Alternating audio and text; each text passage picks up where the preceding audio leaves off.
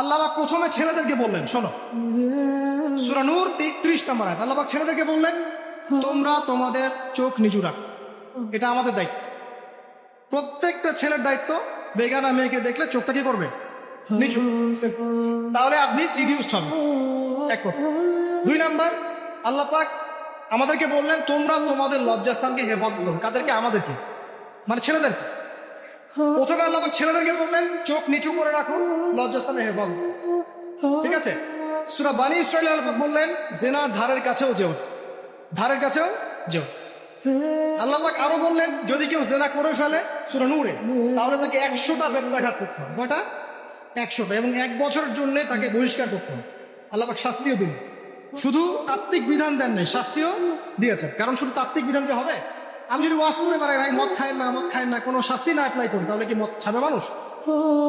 আমরা যদি বলি হত্যা করা মহাপাপ, মহাপাপ, দুর্নীতি করা মহাপাপ, মানুষ দুর্নীতি ছাড়বে? ছাড়বে না, যতক্ষণ না শাস্তি নিশ্চিত করা যাচ্ছে।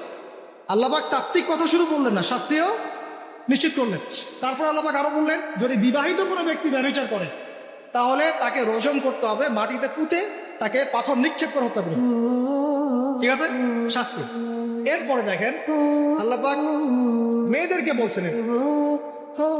বলছেন, তোমরা মূলত ঘরে থাকো। যদি বাইরের পরিবেশ তোমাদের অনুকূলে না থাকে, তোমরা ঘরে অবস্থান করো।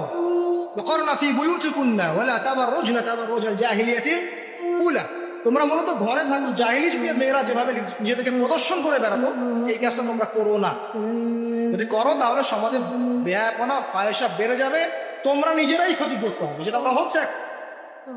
আচ্ছা, এরপর আল্লাহ পাক আরো বললেন, হে নবী, আপনি আপনার স্ত্রী এবং মুমিন নারীদেরকে বলেন, তারা যদি বাহিরে যায়, যেন জিলবাব দিয়ে তাদের পুরো বক্ষদেশটাকে ঢেকে নেয়। তাহলে পোশাকের সংস্কৃতির শেকড় কোত্থেকে শিখবো? আমি কোত্থেকে শিখবো?